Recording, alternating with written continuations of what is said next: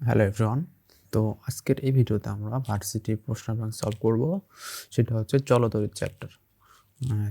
চলতরিৎ চ্যাপ্টারের আমরা 23-24 সেশনের যেই ভার্সিটির কোশ্চেনগুলো আছে ওগুলো সলভ করব।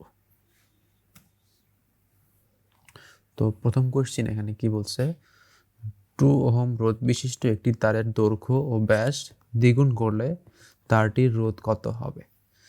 ইনিশিয়াল রোধ R1 যেটা ছিল সেটা হচ্ছে 2 ওহম। এরপর দৈর্ঘ্য এবং ব্যাস, দৈর্ঘ্যকেও 2x করা হয়েছে এবং ব্যাস যেটা সেটাকেও দ্বিগুণ করা হয়েছে। তারপর রোধ কত হবে সেটা জানতে চাওয়া হয়েছে। এবার আমরা কি জানি, R = rho L by A. এটাকে আবার আমি লেখা যায় rho L by pi by 4d², কারণ ডি হলো ব্যাসার্ধের হাফ, স্কোয়ার করার পর 1/4 চলে আসে। এখন এইটুকু কিন্তু একটা কনস্ট্যান্ট, তাহলে আরকে লেখা যায় আর সমানুপাতিক L/d²।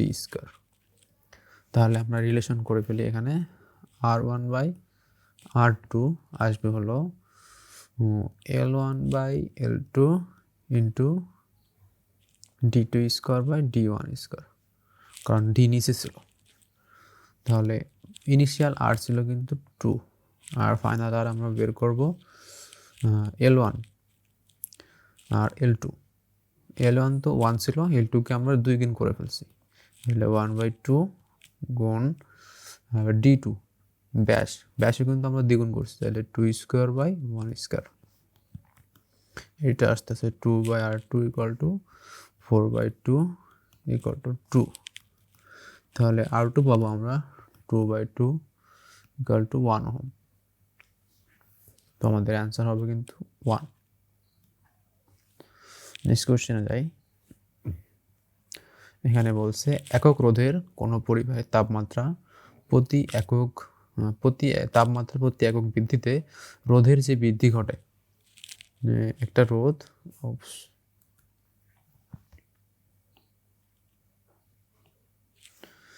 একক রোধের কোনো পরিবাহীর তাপমাত্রা প্রতি একক বৃদ্ধিতে রোধের যে বৃদ্ধি করে, মানে টেম্পারেচার 1 ইউনিট বাড়াইলে রেজিস্ট্যান্স যতটুকু বাড়ে সেটাকে কি বলে? সেটাকে বলে রোধের উষ্ণতা সহগ, রো। এটা মুখস্থ টাইপ। তো আমাদের সার্কিটের অংশটুকু কিন্তু চলে আসছে। এবার বলছে এই সার্কিটটা মানে বর্তনীর তুল্য রোধ নির্ণয় করো। বর্তনীর তুল্য রোধ নির্ণয় করো। এখন এটা কিন্তু এ পয়েন্ট, তাহলে এইটা কিন্তু এখান থেকে এইভাবে শর্ট করে দিয়েছে, তাহলে এটা হবে এ পয়েন্ট। আবার এটা বি পয়েন্ট, সেমভাবে এখান থেকে এটাকে শর্ট করা, এটাও হবে বি পয়েন্ট। তাহলে সার্কিটটাকে যদি আমি লিনিয়ারভাবে আঁকাই, এটা এ পয়েন্ট, এটা বি পয়েন্ট। এখন এ আর বির মধ্যে কিন্তু একটা 2 ওহম রয়েছে, এটা দিলাম এখানে। দেন আবার এ আর বি এর মধ্যে 4 ওহম আছে মাঝখানে, সেই 4টাও দিলাম। দেন আবার এ আর বি এর মধ্যে 6 ওহম আছে, সেটাও দিয়ে দিলাম। এটা 2, এটা 4, এটা 6 ওহম।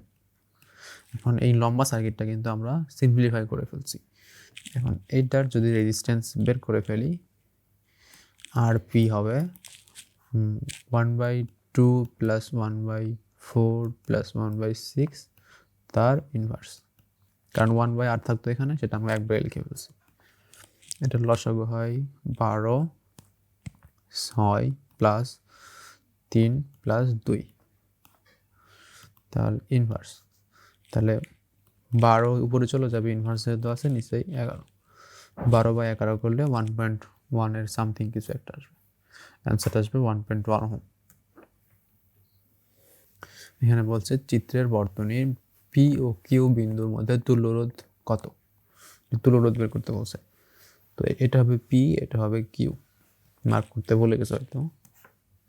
এখন এই 9 আর 3, এই দুইটা কিন্তু সিরিজ আছে, 9 আর 3 যোগ করলে হয়ে যাবে 9 আর 3 12 ওহম। তাহলে এটা থাকবে এখানে 17, এটা এখানে 5, এটা কিন্তু তাহলে এই 12 আর 4 কিন্তু প্যারালাল আছে, 12 আর 4 প্যারালাল করলে কত আসে?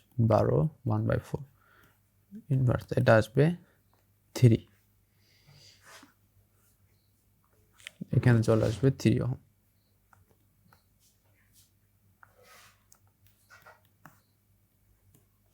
এখন আবার 17 আর 3 এটা কিন্তু হয়ে যাচ্ছে 20 ওহম। তাহলে 20-এর সাথে 5 প্যারালালে চলে আসতেছে, 1/20 প্লাস 1/5 তার ইনভার্স, এটা হয়ে যাবে 20 আর উপরে এটা হবে কত?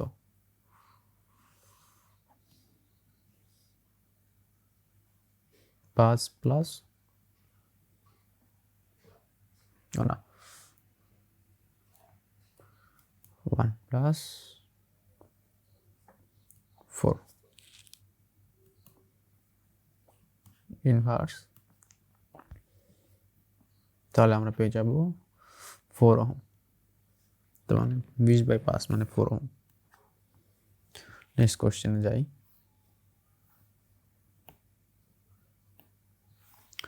এখানে বলছে অঙ্কিত চিত্রের বর্তনীর তুল্য রোধ কত? জাস্ট তুল্য রোধ চাইছে এখানে। এখানে এই যে 3 আর 6 এটা কিন্তু প্যারালাল আছে, এটাকে যদি আমরা কম্বাইন করে ফেলি 1/3 প্লাস 1/6 তার ইনভার্স, তাহলে 6 2 প্লাস 1 ইনভার্স, তার মানে 6/3 মানে 2 ওহম। তাহলে এটা টোটাল হয়ে যাবে 2 ওহম, তার সাথে 3 ওহম শ্রেণীতে, তার মানে 2 plus 3 equal to 5 ohm. Answer হবে ডি। নেক্সটটাতে আসি। এখানে বলছে চিত্রের বর্তনীতে R1 R2 R3 R4 সমান R হলে তুল্য রোধ কত? তার মানে এখানে সবগুলো R, সবগুলোর ভ্যালু সেম। এখন এই 3টা R প্যারালালে আছে,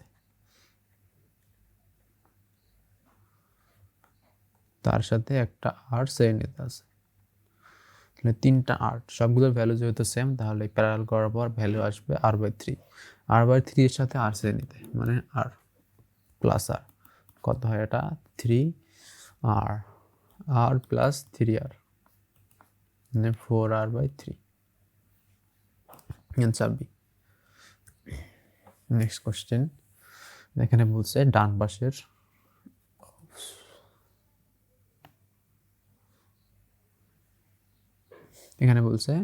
ডান পাশের বর্তনীর প্রবাহ মাত্রা কত? মানে এই আয়ের ভ্যালু চাইছে। এখন এখানে আমাদের রেজিস্ট্যান্স কত? রেজিস্ট্যান্স 2 আর 2 ওহম কিন্তু প্যারালাল আছে, তাহলে এখান থেকে আমরা পাবো 1 ওহম। 1 এর সাথে 4 শ্রেণীতে 1 প্লাস 4, তাহলে এটা হবে আর ইকুইভ্যালেন্ট 5 ওহম। আবার আমরা কি জানি? I equal to V/R। এখন ভি কত? এটা পজিটিভ টার্মিনাল, এটা নেগেটিভ টার্মিনাল, এটা নেগেটিভ টার্মিনাল, এটা পজিটিভ টার্মিনাল। যদি এরকম থাকতো যে পজিটিভ নেগেটিভ পজিটিভ নেগেটিভ, তাহলে আমরা ভোল্টেজ দুটা কিন্তু যোগ হইতো, এখানে কিন্তু উল্টা আছে, পজিটিভ নেগেটিভ নেগেটিভ পজিটিভ। তাহলে আমাদের টোটাল ভি যেটা আসবে সেটা হবে V1 মাইনাস V2, দুইটার বিয়োগফল হবে টোটাল ভোল্টেজ। তাহলে 12 minus 2/5, 10/5 equal to 2 ampere. Answer আসবে বি।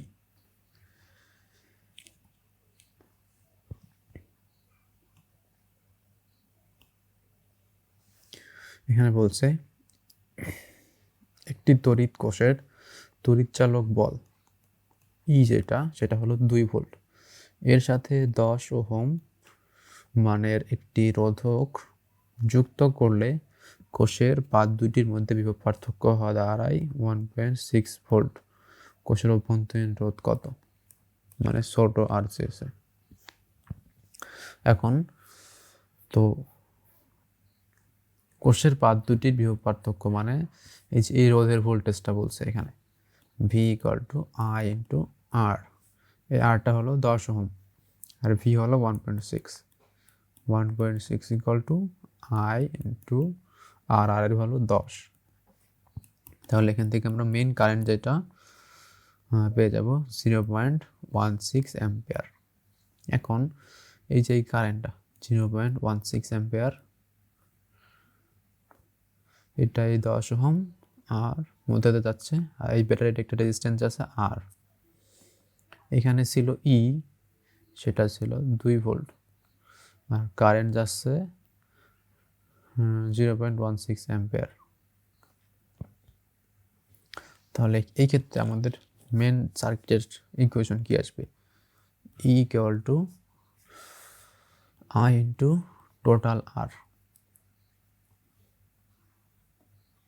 আর ইকুইভ্যালেন্ট। এবার আই হবে 0.16, আর ইকুইভ্যালেন্ট কত? 10 প্লাস এই ব্যাটারির ইন্টারনাল রেজিস্ট্যান্স আর, আর ই হলো 2। এখন 2 ইকুয়াল টু 1.6 প্লাস 1.6 আর, না 0.16 আর, 0.16 আর, তাহলে 0.4 আসবে 0.16 আর, তাহলে আর পেয়ে যাব আমরা 0.4 বাই 0.16, এটা আসবে 2.5 ওহম। তো অ্যান্সার হবে 2.5 ওহম।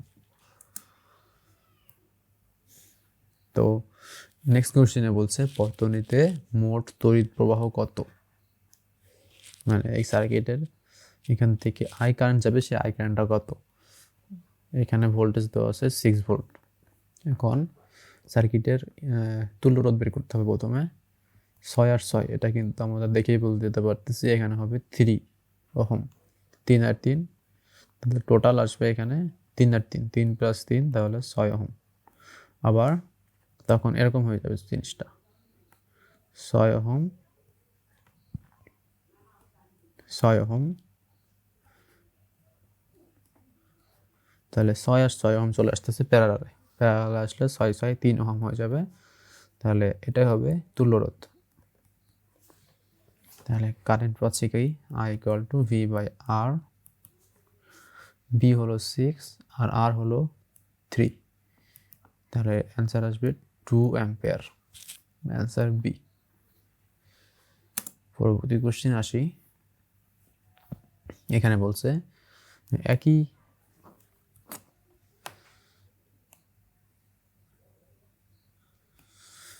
একই অভ্যন্তরীণ রোধের 4টি ব্যাটারি শ্রেণীতে সংযুক্ত। ভুলক্রমে একটি ব্যাটারি বিপরীতভাবে সংযুক্ত করলে তড়িৎ প্রবাহের মান প্রথম অবস্থার কত গুণ হবে? তো প্রথমে 4টি ব্যাটারি শ্রেণীতে সংযুক্ত করছে, এরকম অবস্থা আর কি, একটা ব্যাটারি, 2টা ব্যাটারি, 3টা ব্যাটারি, 4টা ব্যাটারি শ্রেণীতে সংযুক্ত করছে। Positive negative positive negative positive negative positive negative এইভাবে আসবে, আর এখানে রেজিস্ট্যান্স থাকতে পারে একটা। এই ক্ষেত্রে আমাদের ভোল্টেজ কত আসতেছে? যেহেতু positive negative positive negative positive negative করে দেওয়া, সেক্ষেত্রে ভোল্ট হবে 4টার যোগফল 4V।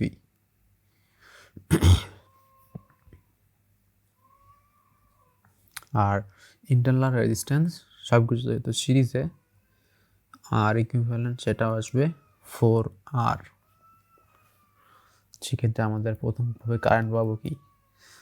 Two 4V by 4R। ধরি এটা 0, কারণ সার্কিটে কিন্তু কোথাও বলে দেয় না যে এক্সটার্নাল কোনো রেজিস্ট্যান্স লাগানো আছে, এটা 0। তাহলে প্রথম ক্ষেত্রে আসতেছে এমন 4V বাই 4R। এখন দ্বিতীয় ক্ষেত্রে বলছে কি একটি ব্যাটারি বিপরীতভাবে সংযুক্ত করছে, সেই ক্ষেত্রে এমন হয়ে যাবে positive negative positive negative positive negative negative positive. এইটা লাস্টেরটা কিন্তু উল্টাভাবে সাজিয়ে দিয়েছি। এখন এইখানের ভোল্টেজ কত? 3টা সঠিকভাবে আছে, তাহলে 3V, একটা উল্টো হবে তাহলে একটা মাইনাস, তাহলে 2V। আর আর ইকুইভ্যালেন্ট সেটা কিন্তু 4Rই থাকবে, কারণ সবগুলো সিরিজে আছে। এই ক্ষেত্রে I2 কত আসতেছে? 2V বাই 4R, তার মানে V বাই 2r, এখানে আসবে v/r। তাহলে i1/i2 যদি দিই, আচ্ছা i2/i1 দিতে হবে কারণ দ্বিতীয়টার তুলনা চাইছে। i2/i1 হবে v/2r বাই v/r। আর কেটে যাবে, v/v কেটে যাবে, থাকবে 1/2। অ্যান্সার আসতেছে বি। তো পরের কোশ্চেনে কি বলছে, একটি বাড়ির বৈদ্যুতিক মিটারে 10 অ্যাম্পিয়ার 220 ভোল্ট লেখা আছে, কতগুলো 40 ওয়াটের বাতি নিরাপদে লাগানো যাবে? তো এখানে আমাদের total power P equal two আমরা কি জানি, ভি ইন্টু আই। ভোল্টেজও দিয়ে দিছে, কারেন্টও দিয়ে দিছে, তাহলে 220 গুণ 10, 2200 ওয়াট। বৈদ্যুতিক মিটারে লিখে দিছে, মানে এই 2200 ওয়াট হবে সর্বোচ্চ লোড। এর উপরে মিটারটা লোড নিতে পারবে না। এখন আমাদের বাতি লাগাইতে পারবো 40 ওয়াটের একটি বাতিতে 40 ওয়াট হয়, তাহলে কতগুলো বাতিতে 2200 ওয়াট হবে? সেটা হবে তাহলে কত, এন হবে 2200/40, এটা আসবে 0 কেটে 220/4, তার মানে 110/2, তার মানে 55টি পর্যন্ত বাতি লাগাতে পারবো। এর উপরে গেলে মিটারটা নষ্ট হয়ে যাবে, যেহেতু আমাদের সর্বোচ্চ 2200 ওয়াট নিতে পারবে। অ্যান্সার আসবে 55।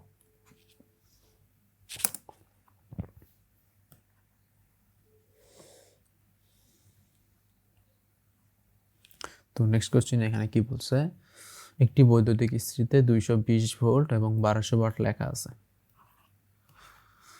যদি প্রতি ইউনিট বিদ্যুৎ শক্তির মূল্য 2.5 টাকা হয়, তাহলে 2 ঘন্টা চালালে কত খরচ পড়বে? আমরা কি জানি, P equal to W equal to PT.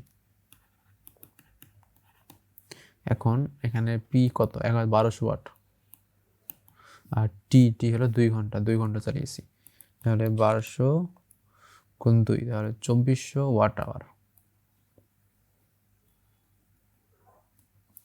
এটা যদি কিলোওয়াটে নিয়ে যাই, 2.4 কিলোওয়াট আওয়ার, এটা হবে কিন্তু 2.4 ইউনিট, কারণ কিলোওয়াট আওয়ারকে ইউনিট হিসেবে ধরা হয়। এখন 1 ইউনিটের দাম 2.5 টাকা, তাহলে 2.4 ইউনিট কত হবে? টোটাল কস্ট 2.4 ইন্টু 2.5, যদি 2.5 আকারে লিখে দিই, এটা 2.5 প্লাস 2.5 এর 0.4 অংশ 1, তাহলে এটা 5, এটা 1, 6 টাকা। তো অ্যান্সার আসছে 6 টাকা।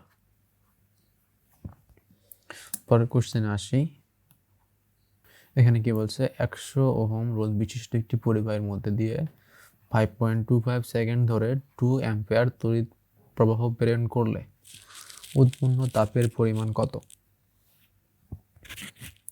আমাদেরকে রেজিস্ট্যান্স বলে দিছে, টাইম বলে দিছে, কারেন্ট বলে দিছে, বলছে যে হিট কত, মানে কাজ কত আর কি। এখন আমরা কি জানি, P equal to V I. I কিন্তু কনস্ট্যান্ট, তাহলে আমরা ভিকে আই নিয়ে আসবো। ভিকে আই নিয়ে আসলে কি হয়, I into R, V equal to I R, যেহেতু তার সাথে আবার আই গুণ, তাহলে আই স্কোয়ার আর। আবার ডাব্লিউ ইকুয়াল টু পিটি, তার মানে I square R into T. তাহলে কত আসতেছে এখানে, আই স্কোয়ার, আই হলো 2 স্কোয়ার গুণ আর, আর হলো 100, আর টি হলো 5.25।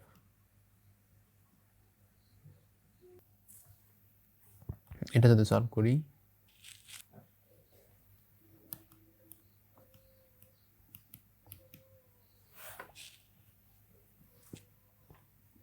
4 ইন্টু 100 ইন্টু 5.25। এখন আমাদের কিন্তু অপশনগুলো দিয়েছে ক্যালোরিতে, আর আমরা এটা কিন্তু পাবো জুলে, তাহলে এটা যদি ক্যালোরিতে নিয়ে যাই, 4 ইন্টু 100 ইন্টু 5.25 বাই জুল থেকে ক্যালোরিতে নিতে কী করতে হয় 4.2 দিয়ে ভাগ করতে হয়, এত ক্যালোরি চলে আসবে। এখন এই যে 5.25 আর 4.2 এটাকে আমরা অল্প একটু কমিয়ে লিখে দিই, যেহেতু দুইটাই পয়েন্ট আকার আছে, এটাকে 4 লিখতে পারি, এটাকে 5 লিখতে পারি। 4 আর 4 কেটে চলে গেল, 5 × 100, তাহলে 500 ক্যালোরির মতো কিছু একটা আসবে। অপশনে 500 ক্যালোরি দেওয়া আছে, অপশন হবে তাহলে ডি হবে অ্যান্সার। এখন পরেরটাতে বলছে যদি 100 ওয়াট এর একটি কম্পিউটার 1 ঘন্টা কাজ করে তাহলে কি পরিমাণ শক্তি খরচ হবে? Just W equal to P T, P 100 আর ডাব্লিউ 1 ঘন্টা 100 ওয়াট আওয়ার মানে 0.1 কিলোওয়াট আওয়ার। অ্যান্সারে নেক্সট কোশ্চেনে যাই। তো এটা একটু কমপ্লিকেটেড মনে হবে তোমাদের কাছে। কি বলছে এখানে, নিচের কোনটি সত্য নয়, মানে কোনটি ভুল সেটা খুঁজে বের করতে হবে। এ নম্বর অপশনে কি বলছে, তড়িৎ প্রবাহ পরিমাপের জন্য অ্যামিটারকে বর্তনীতে শ্রেণী সমবায়ে লাগাতে হয়। এটা কি সত্য? আমরা দেখি আসলে এটা যদি ভোল্টেজ হয়, এটা রেজিস্ট্যান্স, এটা এখন আমরা এখানে অ্যামিটার লাগাই, অ্যামিটার কিন্তু তাহলে শ্রেণীতেই লাগাচ্ছি, এটা সঠিক। বিভব পার্থক্য নির্ণয়ের জন্য বর্তনীতে ভোল্টমিটারকে সমান্তরাল লাগানো হয়, এটাই কিন্তু সঠিক। এটা ভোল্টেজ সোর্স,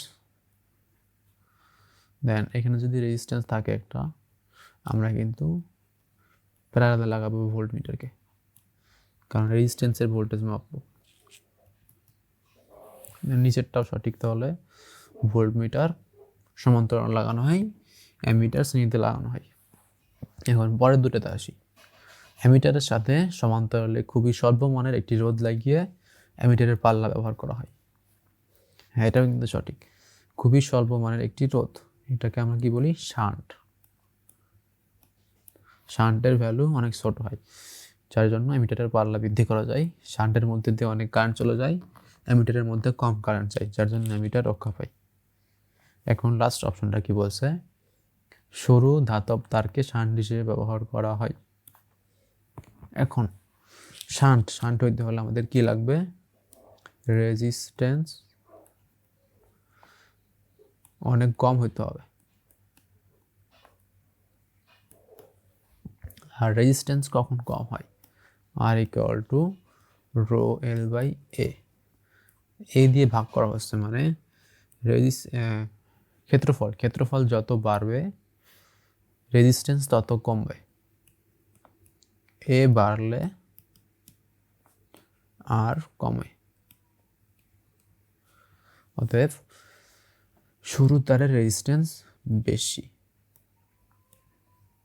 যদি তারটা যদি মোটা হইতো তাহলে কিন্তু রেজিস্ট্যান্স কম হতো, আর রেজিস্ট্যান্স কম হলে আমরা সেটাকে শান্ট হিসেবে ইউজ করতে পারবো। অতএব এখানে ভুল হলো, সরু তারকে শান্ট হিসেবে ব্যবহার করা হয়। হওয়া উচিত ছিল এমন যে মোটা তারকে শান্ট হিসেবে ব্যবহার করা হয়, তাহলে এটার অ্যান্সার হবে কিন্তু ডি। পরের কোশ্চেনে যাই। এখানে কি বলছে, হুইটস্টোন ব্রিজ থেকে একটা প্রশ্ন। একটি হুইটস্টোন ব্রিজের 4টি বাহু পি কিউ আর এর যথাক্রমে 8 ওহম, 12 ওহম, 16 ওহম এবং 48 ওহম। ব্রিজটিকে সাম্যাবস্থায় আনতে চতুর্থ বাহুতে কত রোধ কীভাবে সংযুক্ত করতে হবে? হুইটস্টোন ব্রিজের ক্ষেত্রে আমরা কি জানি, P by Q equal to R by S, তাহলে পি হবে 8/12 আর আর হলো 16, এস কিন্তু আমরা বের করবো, এসের নিয়ে কাজ করছে তো এসটা রেখে দিব। এখন এস আসবে 16/8 × 12, তার মানে 24 ওহম। এখন এসে কিন্তু আছে 48 ওহম, 48 ওহমকে আমাকে নিতে হবে 24 ওহমে। 48কে আমরা 24-এ কীভাবে নিতে পারি, কমাইতে হলে আমাদের কি করতে হবে, প্যারালাল রেজিস্ট্যান্স লাগাইতে হবে। এটা 48, এটার ভ্যালু কত হলে টোটাল রেজিস্ট্যান্স 24 হবে। এখন আমরা কিন্তু এটা দেখেই বলে দিতে পারবো যে দুইটা 48 মান যদি আমরা প্যারালালে লাগাই তাহলে তুল্য রেজিস্ট্যান্স হয়ে যাবে 48-এর অর্ধেক মানে 24। তার মানে এটা হবে 48 ওহম আর লাগাবো প্যারালালে। অ্যান্সার আসবে ডি। পরের কোশ্চেনে আসি। তো এটা মেবি আমাদের লাস্ট কোশ্চেন। এখানে কি বলছে, হুইটস্টোন ব্রিজের সাহায্যে কি পরিমাপ করা হয়। এখন অনেকে মনে করতে পারে যে এখানে একটু কমপ্লেক্স লাগতে পারে, প্রবাহ, বিদ্যুৎ পার্থক্য, তড়িৎচালক শক্তি, রোধ। তো আমাদের অ্যান্সারটা হবে কিন্তু রোধ, কারণ হুইটস্টোন ব্রিজ দিয়ে আমরা ওই যে একটা অজানা বাহুর, ওই অজানা বাহুতে কত রোধ আছে সেটা বের করতে পারি, P/Q = R/S দিয়ে। এসটাকে আমরা একটা অজানা রোধ লাগাই, দেন P, Q এবং R এর ভ্যালু আমরা সবাই জেনে থাকি মেশিনে, সেখান থেকে আমরা এস এর ভ্যালুটা পেয়ে যাই। তার মানে অজানা রোধ নির্ণয়ের ক্ষেত্রে হুইটস্টোন ব্রিজ ইউজ করা হয়। তো এগুলাই ছিল আমাদের এই চ্যাপ্টারের কোশ্চেনগুলা। তো পরবর্তী চ্যাপ্টারগুলো কোশ্চেন পেতে চ্যানেলটি সাবস্ক্রাইব করে পাশে থাকতে পারো। Thank you everyone.